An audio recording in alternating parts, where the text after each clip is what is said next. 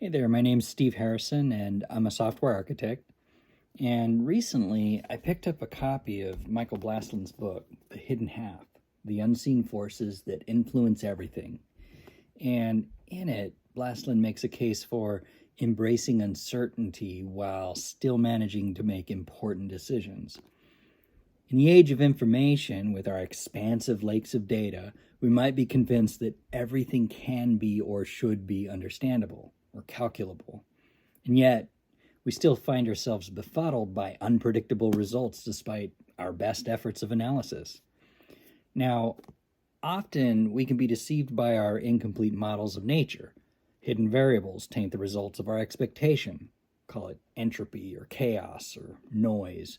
What matters is that we can't truly predict the effects of policy or chemical reactions or even human behavior.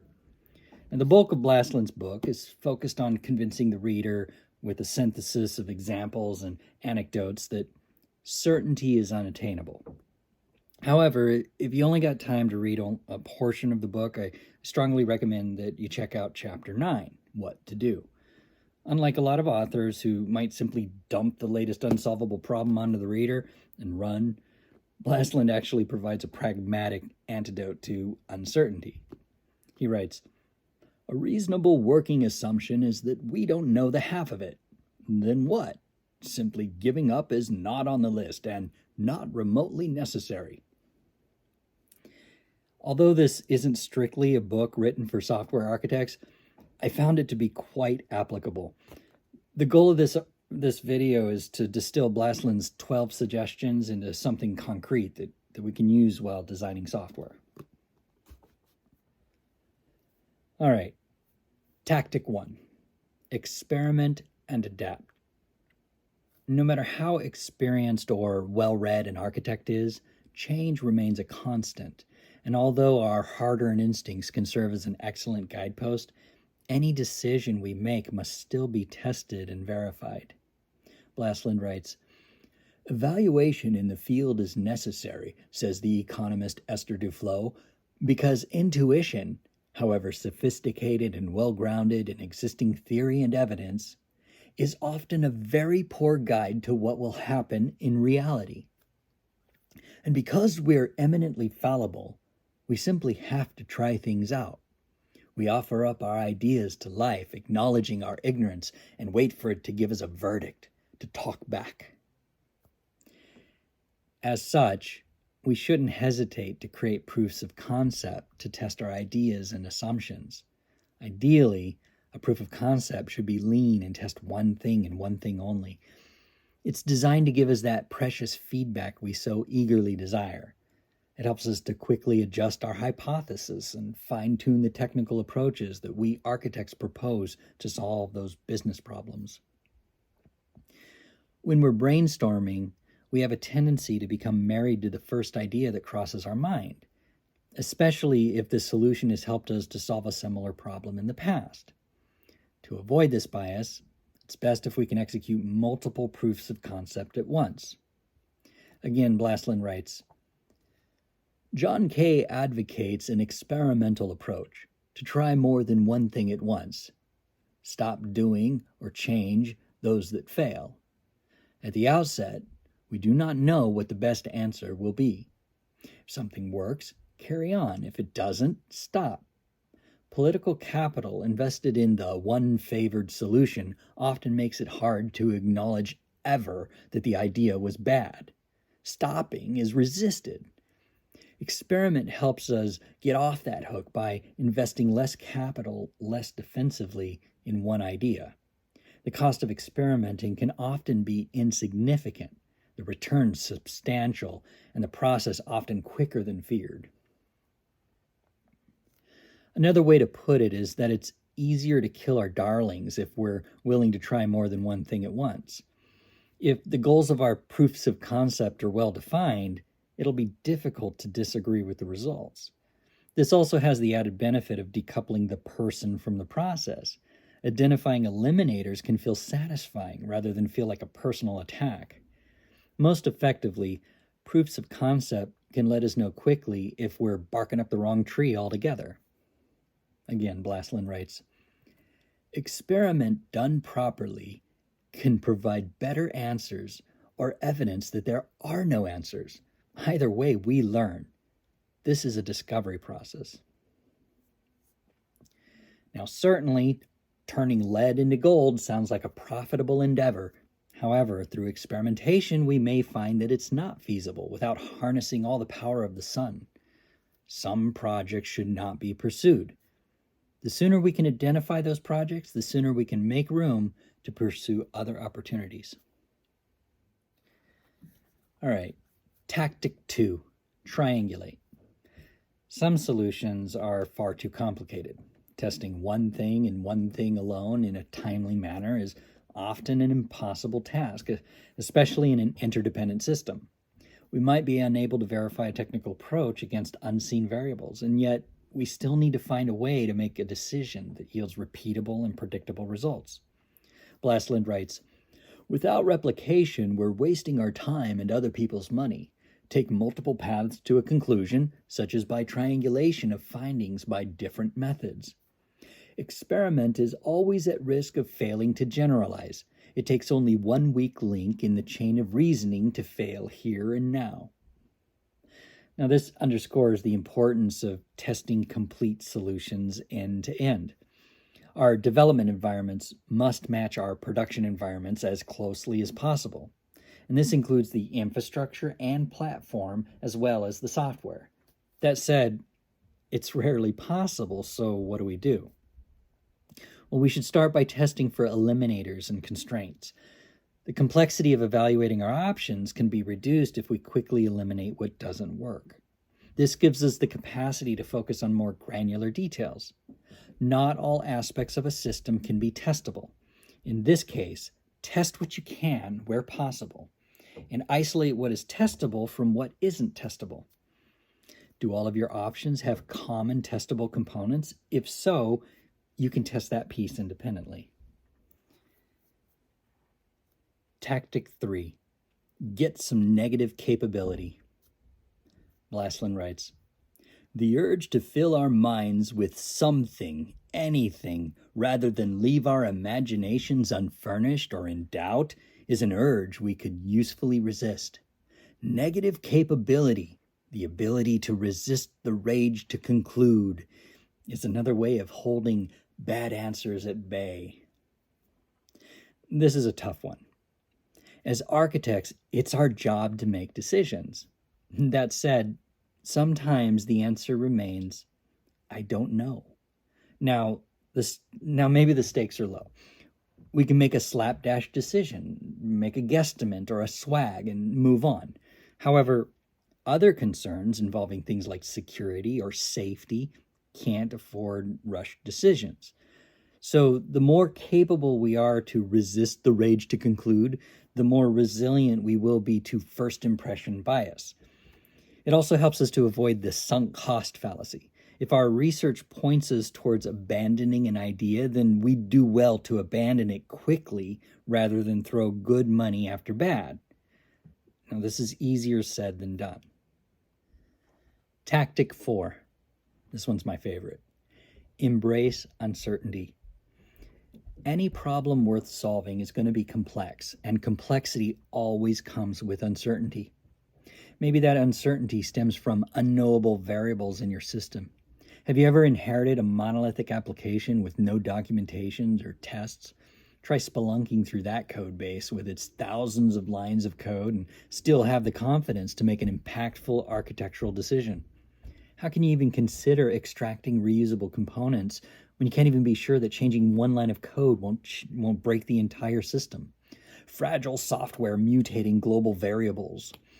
Maybe that uncertainty stems from factors that are beyond your control.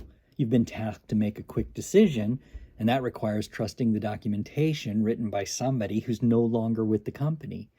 And it hasn't been updated in 3 years. Can you be certain of its accuracy? Or worse, what if the requirements for our perfectly documented and perfectly tested software changes? We can't know what new laws, new regulations, or new vulnerabilities will be introduced requiring our software to change. Remember Brexit? That's right. GDPR and other EU regulations no longer apply to our software running in the UK. Now we need to perform a gap analysis of our system requirements against the updated Data Protection Act of 2018. Change is constant. Uncertainty is inevitable. Blastland writes, a hidden half means a mass of inevitable ignorance and uncertainty. That's a problem, as people are said to dislike uncertainty. Well, if we're going to embrace uncertainty and our own ignorance, we need to get past the stigma of words. Unfortunately, we consider uncertainty and ignorance to be bad things. Admitting to them shines a spotlight onto our own shortcomings, and it causes our imposter syndrome to flare. So to get past that, we should try instead to celebrate the benefits of uncertainty. Again, Blastland writes, in many cases, uncertainty has advantages. The biggest is that we learn more about the world by forsaking the false promise of certainty. We open up a little to new ideas and possibilities. Other advantages of uncertainty include, surprisingly, hope. That is, although patterns and predictability may sometimes be informative and reassuring, they can also be a prison. Sometimes we're better off without them. More generally, then, uncertainty can be freedom. Now, the sooner we acknowledge uncertainty, the sooner we can be freed from the weight of our own assumptions. When we go all in on a poor decision based on those assumptions, we're likely to spend a lot of man-hours designing, developing, and testing the wrong thing. Abandoning poor decisions frees us up to invest in better ideas. Embracing uncertainty enables us to accelerate our own development as architects. It can stimulate us to get training, read a book, or search for alternatives in places we didn't think to look. It encourages experimentation, the creation of test harnesses, proofs of concepts, and hello worlds. Embracing uncertainty empowers us to take risks, which leads to Tactic 5. When it's a bet, remember, it's a bet. Despite awareness of our own uncertainty, most of the time we still need to make an educated guess. That's the job. That said, we need to remember that an educated guess is still a gamble or a bet. Blastland writes, neither theory nor experience, nor principles nor experiment can protect us from the enigmatic variable. Admitting that we're betting, especially in a business or political context, helps us to think ahead about the potential downside. What happens if we lose the bet?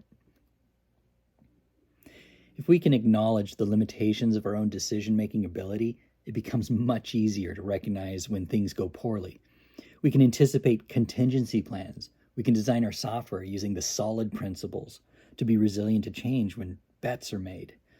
Mark Richards, the author of that O'Reilly book, Fundamentals of Software Architecture, advises us to document those bets in the form of ADRs, or architecture decision records.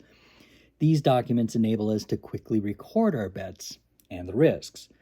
They help us to more quickly identify, in hindsight, where things went wrong and empower us to adjust our design, informed by the lessons learned through experimentation.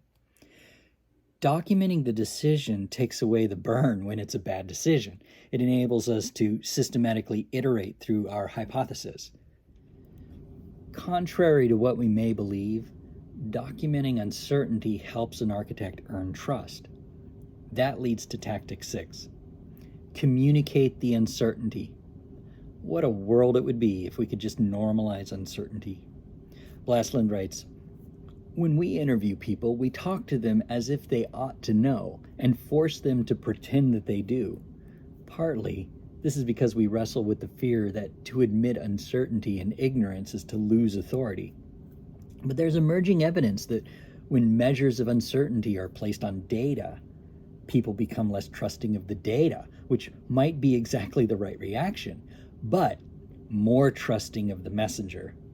The reward for honesty in this respect can be credibility. As architects, It's difficult to get past the stigma that we're supposed to be super developers. Even Robert Martin writes that architects are the best programmers. This is, of course, unrealistic. It assumes that our knowledge of the craft is purely cumulative rather than evolving. Although software architecture builds upon software development, it really demands a distinct set of skills. As such, architects don't lord over developers. Rather, they collaborate with developers and testers and analysts. It's impossible for architects to know everything that their teammates know, and while it's an architect's job to stay informed, make decisions, and communicate those decisions, this depends on an architect's ability to stay humble and expose the uncertainty to their collaborators. Blastland writes, "Another fear among people with a message to communicate is that uncertainty can be used maliciously to undermine credible research." One of the most frightening things about publishing a design or an idea is to face the inevitable criticism or negative feedback. When an architect sends out a request for comment or review of an ADR, it's always possible that someone with less experience will respond with a better idea. And this should be celebrated. Getting honest feedback is a gift, and it might save the company a lot of money. The architect should never think of the first draft as a sunk cost. It fostered the collaboration that led to a better design. Admitting uncertainty builds credibility, which in turn leads to better collaboration. Blastland writes, "Certainty is brittle. Cracks damage, unnecessarily, the reputation of the cause that certainty seeks to defend." Architects who strive for perfection are setting themselves up for failure. No one wants to collaborate with a know-it-all. Rather, once a design or an idea has been put forward, the architect should align themselves with the audience who are there to test the fragility of the idea. Blastland, nevertheless, addresses the need to make a decision. "We have to make policy. The only defendable position is that we do so on the basis of our best understanding, not by trying to deny every challenge to it or by demanding certainty before we do anything. Uncertainty needs to be reclaimed from the cynical to become the weapon of the responsible." Again, despite the lack of certainty, architects will be expected to make decisions. Communicating the uncertainty fosters a collaborative, experimental culture in which failing fast is celebrated rather than punished. Tactic 7. Govern for uncertainty.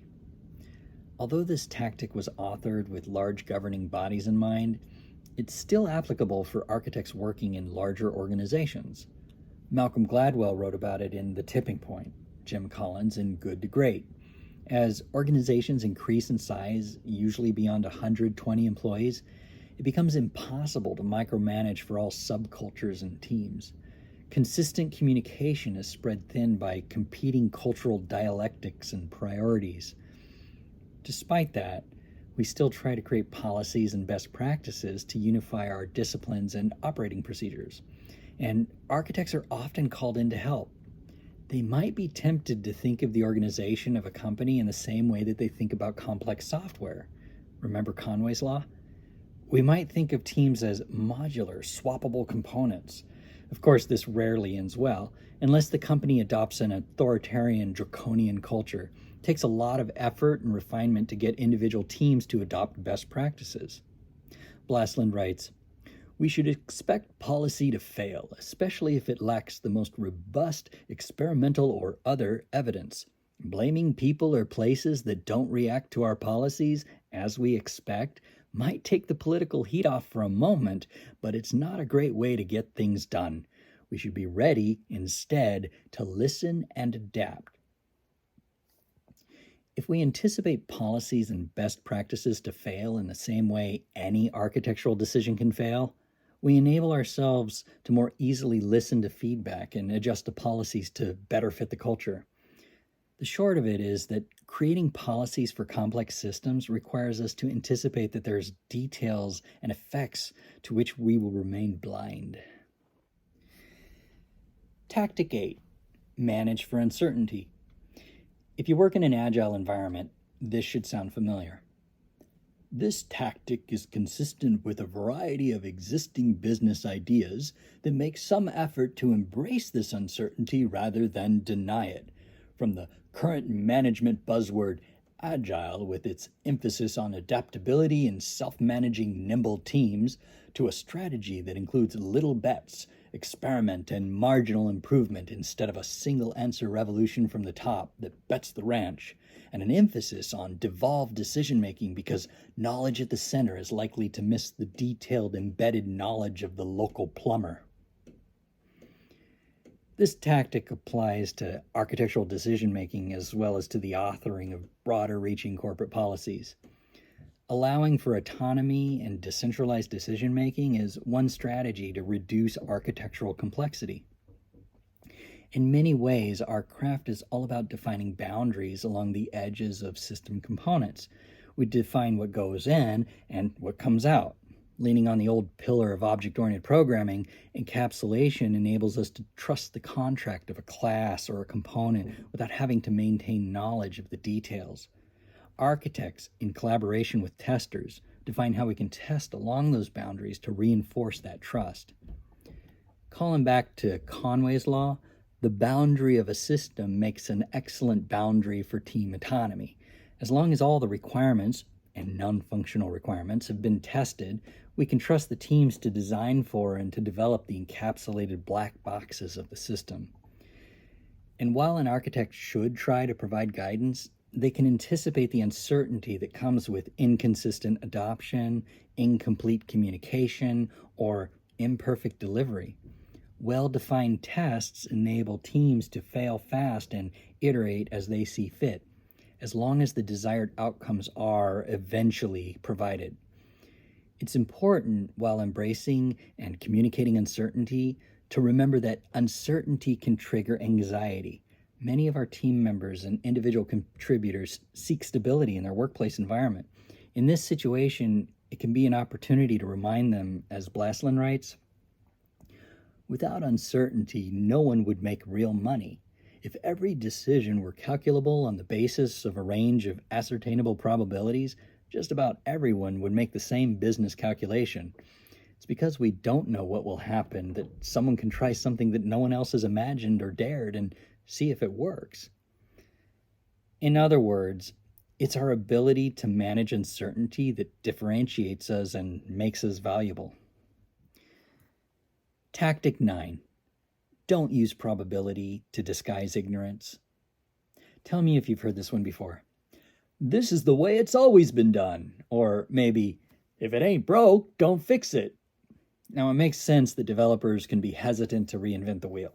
After all, change brings stress, and perhaps no business attracts change more than the software business. Subject to the tyranny of Moore's Law, developers and architects have grown accustomed to software being outdated before it ever goes to launch. Feels like with each new day comes a new JavaScript framework, library updates, security vulnerabilities, and patches. Infrastructure changes even if the software doesn't. As such, the most well-vetted architectural decision could become tomorrow's smell or anti-pattern. Blastland writes, "New inventions, changes in behavior, attitudes, and taste mean past regularities can be highly likely to break down at some point in some way."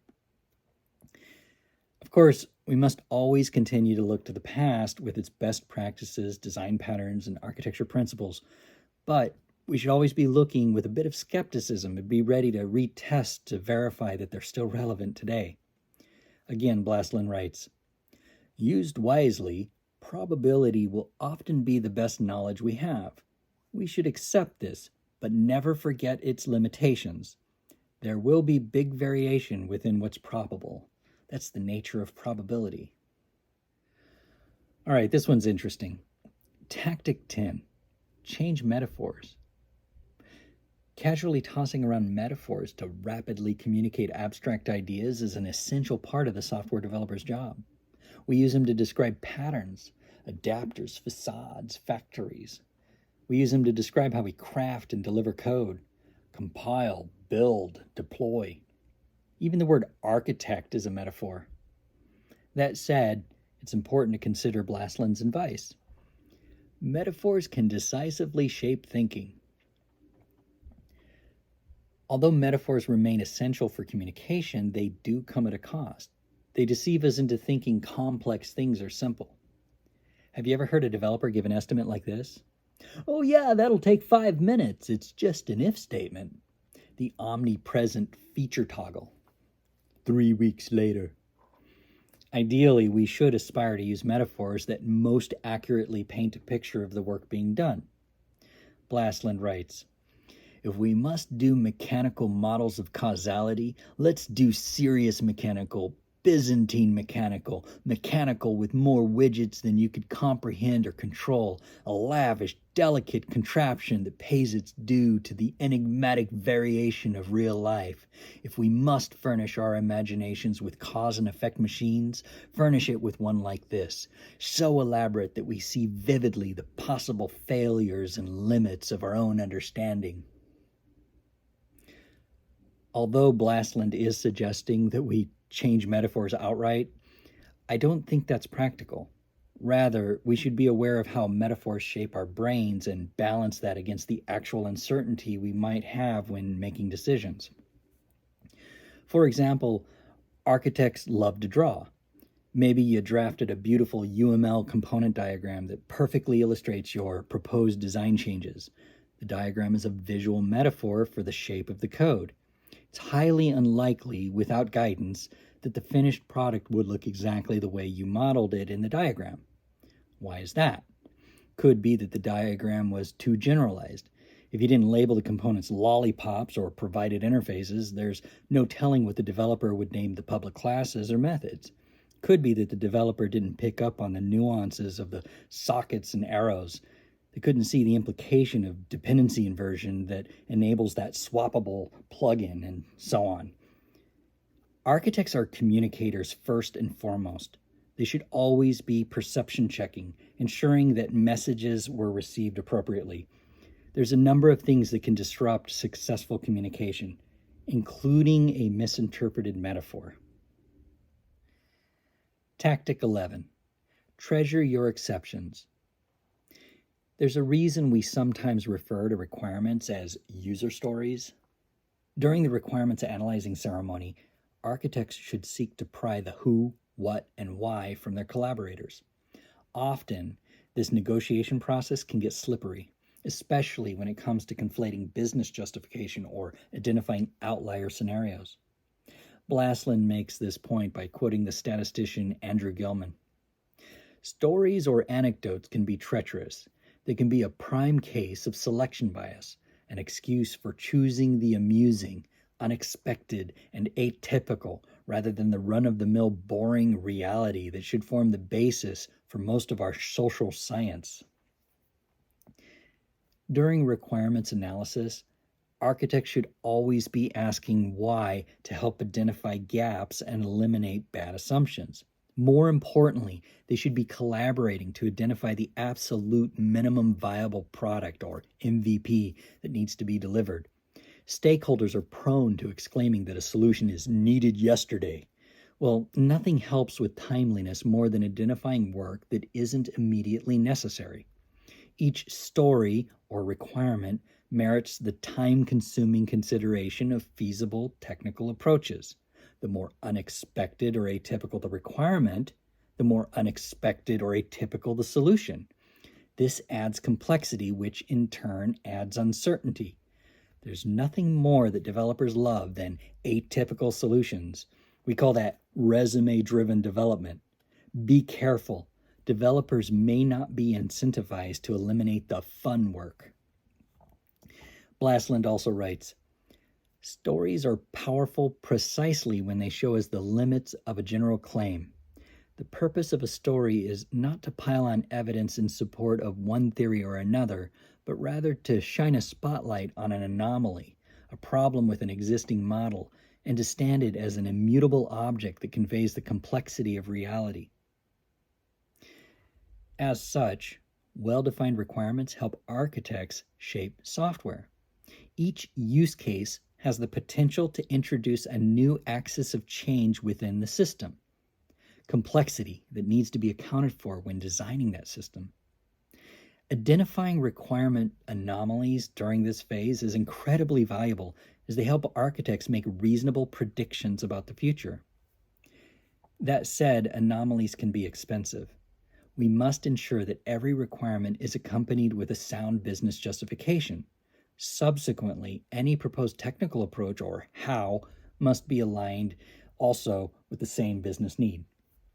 Blastland writes, the early geneticist William Bateson writes, treasure your exceptions. Keep them always uncovered and in sight. Exceptions are like the rough brickwork of a growing building, which tells that there is more to come and shows where the next construction is to be. Well-defined requirements helps us identify which part of the systems are prone to change. This can be valuable for drafting architectural roadmaps. They also help us identify what's not prone to change. This reminds me of the Yagni principle of extreme programming. All right, you still with me? This is the last one, I promise. Tactic 12, relax. This last tactic is short and sweet, but it might be the most important. It's a good reminder that we're engaging with people and not systems. We're all coping with uncertainty together. Lord knows. I like this last piece that Blastland writes, so I'm just going to read it all. You are not the master of a world that can turn causes on a pinhead. If you try to bully this world into obedience in the belief that you leave nothing to chance, you will not only be insufferable, you will fail. Be rigorous, of course, as rigorous as you can.